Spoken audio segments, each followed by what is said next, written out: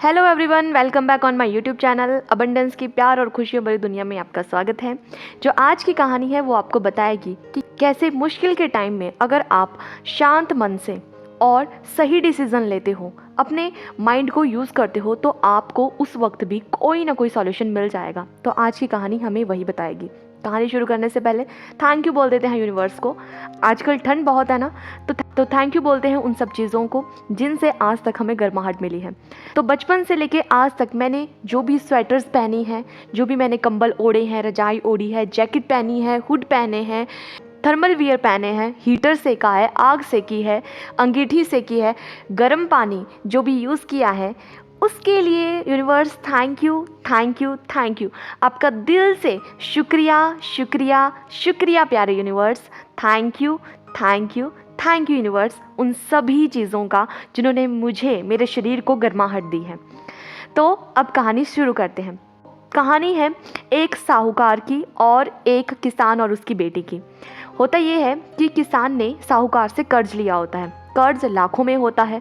तो जो साहूकार होता है वो प्रेशर बना रहा होता है पैसे वापस करने का।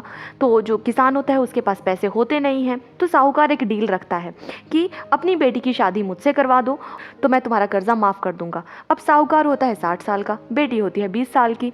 तो कौन बाप ऐसा चाहेगा कि उसकी 20 साल की बेटी की शादी एक 60 साल के आदमी से हो? तो वो नहीं चाहता है। लड़की को भी ये सब पता होता है कि साहूकार ने ऐसी डील रखी होती है। जैसे जैसे वक्त बीत रहा होता है, किसान पैसे वापस नहीं कर रहा होता है क्योंकि उसके पास पैसे होते नहीं हैं। तो साहूकार के मन में सिर्फ और सिर्फ एक ही इच्छा रहती है कि पैसे भले ही वापस ना करो, बस बेटी से शादी करवा दो। अब किसान और उसकी बेटी नहीं मानते हैं। तो साहूकार बहुत ही चालाकी से एक गेम खेलता है। वो कहता है कि कल पूरे गांव के सामने, गांव के मुखिया के सामने, गांव के लोगों के सामने मैं 2 पोटलियां लेके आऊँगा, जिसमें कि एक पोटली में मैं सफ़ेद पत्थर डालूंगा और दूसरे में काला पत्थर, और तुम्हारी बेटी को पोटली चूज़ करनी है। अगर पोटली में सफ़ेद पत्थर निकलता है तो तुम्हारा कर्जा भी माफ़ और तुम्हारी बेटी से मैं शादी भी नहीं करूँगा। पर अगर काला पत्थर निकलता है तो तुम्हारा कर्जा तो माफ़ हो जाएगा, पर तुम्हारी बेटी को मुझसे शादी करनी पड़ेगी। तो अब कोई ऑप्शन तो होती नहीं है। तो किसान और उसकी बेटी डील मान लेते हैं। अब अगला दिन हो जाता है, पूरे गांव के लोग इकट्ठे हो जाते हैं। तो जब साहूकार पोटलियों में पत्थर डाल रहा होता है तो लड़की छुप छुप के देख लेती है कि साहूकार ने दोनों ही पोटलियों में काले पत्थर डाले हैं। पर वो किसी से कुछ भी नहीं बोलती है। क्यों? क्योंकि अगर वो बोलती तो शादी तो रुक जाती, पर उसके पिताजी को पैसे वापस करने पड़ते जो कि उनके पास नहीं थे। और दूसरे केस में कि अगर वो बोल देती पूरे गांव के सामने कि साहूकार ने दोनों पोटलियों में काले पत्थर डाले हैं, तो साहूकार उनसे दुश्मनी मोड़ लेता और कभी ना कभी उसका वो रिवेंज लेता। तो ये सोच के लड़की कुछ भी नहीं बोलती है। अब बारी आती है गेम खेलने की। लड़की जाती है, पोटलियाँ खोलती है। अब जैसे ही लड़की पोटली खोलती है तो वो एक एक्टिंग करती है जैसे कि पत्थर उसके हाथ से गिर गया है। अब नीचे गिर के वो बाकी के पत्थरों के साथ जाके मिल जाता है। तो वो गांव के मुखिया के सामने कहती है कि अगर दूसरी पोटली में, जो कि साहूकार के हाथ में है, अगर उसमें सफ़ेद पत्थर हुआ तो मतलब कि जो गिरा हुआ पत्थर है वो काला था, और अगर पोटली वाला पत्थर काला हुआ तो मतलब नीचे गिरा हुआ पत्थर सफ़ेद है।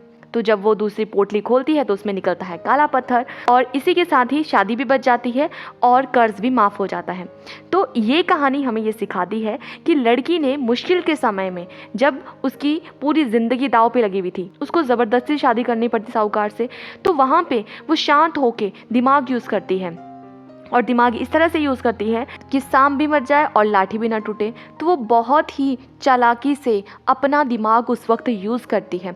और ये दिमाग टफ टाइम में वही पर्सन यूज़ कर सकता है जो कि शांत होता है, उस वक्त अपने दिमाग से काम लेता है। हम क्या करते हैं कि जैसे ही हमारी लाइफ में कोई चैलेंज आता है, कोई प्रॉब्लम आती है, कोई सिचुएशन ऐसे आ जाती है जो कि हमें समझ में ना आ रही हो या हमें अच्छी ना लग रही हो, हम उस वक्त अपना आपा खो देते हैं। या तो हम बहुत ही एक्सट्रीम नेगेटिव चले जाते हैं, बहुत ही ज़्यादा इमोशनल हो जाते हैं और समझ ही नहीं पाते हैं कि करना क्या है। उस वक्त आपको शांत रहना है और अपने दिमाग को यूज़ करना है कि कैसे मैं उस चैलेंज से पार जा सकता हूँ। हमें प्रॉब्लम को छोड़ के सॉल्यूशन पे फोकस करना है। हमें ये देखना है कि क्या करूँ मैं इस वक्त। तो इस कहानी से आपने क्या सीखा कमेंट में मुझे ज़रूर बताना। तो मिलते हैं कल नई कहानी के साथ, तब तक के लिए खुश रहिए, हंसते रहिए, मुस्कुराते रहिए और चैनल सब्सक्राइब कर दीजिए। और अगर कहानियाँ पसंद आ रही हो तो दूसरे लोगों के साथ भी कहानियों को शेयर करते रहिए। और जिनका मेरा जन्मदिन है, happy birthday to all the beautiful people who was born on this beautiful day. Happy birthday dear, stay happy, stay blessed, सबका मंगल हो।